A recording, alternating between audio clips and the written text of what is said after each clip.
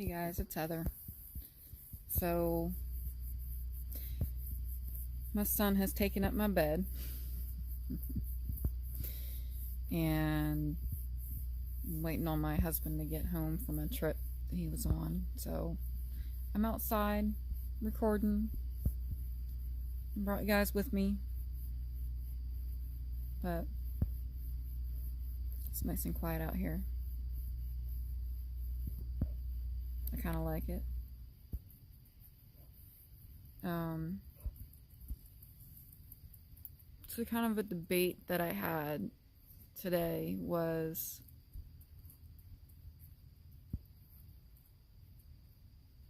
like your own beliefs versus the organizations.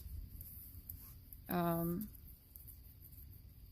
mean, if you've got a heart, there's a lot of the Jehovah's Witness beliefs that, you probably don't agree with. Like, it doesn't matter how good you are or what kind of faith you have in God. It doesn't matter as long as you're not affiliated with the faithful and discreet slave. You're going to be annihilated in Armageddon. The 144,000 being the only ones that go to heaven. There's not many people that disagree with that one, but one of the research projects I want to do is about the mediator issue. Are they using the same scriptures and similar logic to justify how Jesus is the mediator only for the 144,000 to justify why only the anointed get to partake in the Passover? I don't remember where Jesus said that. He just said to partake. Or that certain people shouldn't. I don't remember that. And I've been thinking about it. So I'm kind of wanting to look into this and see if there's a connection. Because if they're using a similar logic to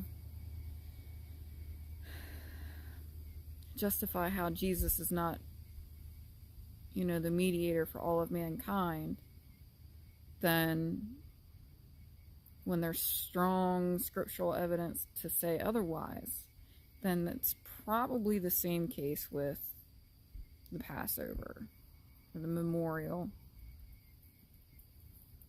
So there's a couple more issues to throw in there. The one that really caused kind of a boiling point was the mediatorship thing, though.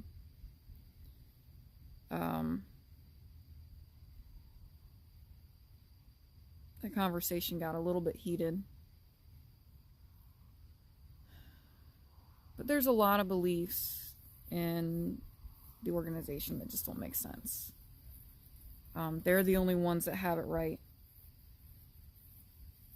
They're the only ones out of 40 some odd thousand they claim denominations of Christianity that they have it right.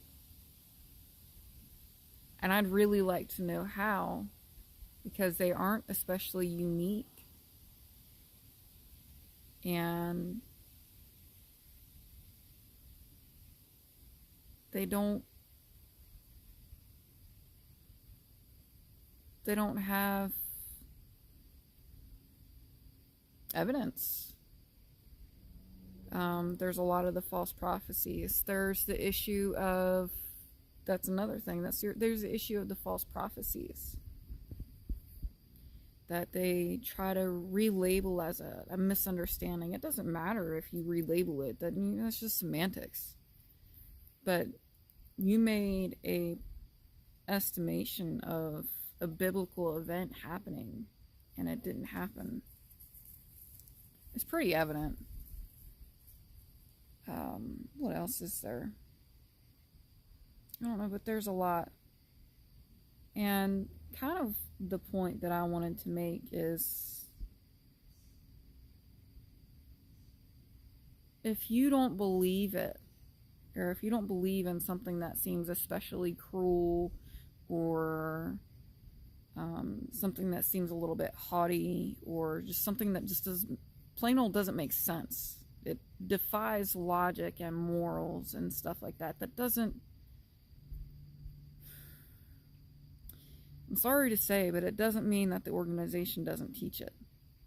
You can have all the scriptural arguments in the world and think that that justifies your position, that, you know, they're still right. And it doesn't change the fact that they teach something that you are wholly against. So, you know, you kind of have to ask yourself, if preaching is one of the main tenets, that's another thing, that you're saved by works instead of grace. Everything, if you don't agree with this fellowshipping and disassociation, and you don't really follow the rules, those are some other things. Yeah, there's a lot.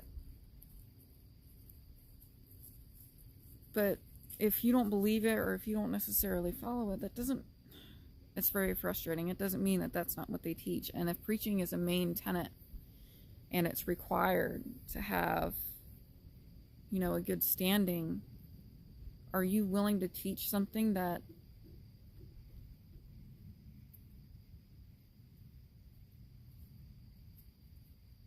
you feel so strongly about, and it disagrees with you? Are you willing to teach that to somebody? And what happens if you say you're not going to do the preaching work, or you will do the preaching work, but you will not take a Bible study because you don't believe this, or you don't believe in 607 BCE? What happens if you say, I'm not preaching? I'm not starting a ministry until that new light comes out, or, you know, I can't run ahead, so I'm going to wait until they fix it before I teach because I don't agree with this. What happens? It's a little significant. But anyhow, it's basically midnight here. I'm going to go ahead and post this without any editing. I've been doing that a lot. I'm sorry. I don't have it in me, and I'm one of those people, as you get what you see. I tried. When I have a little bit more time and energy, and I don't have a couple other topics I wanted to, you know, think about or mull over, then maybe I'll do it. But you guys have a good one. I hope you're sleeping better than I am, because I'm tired. I'll see y'all later.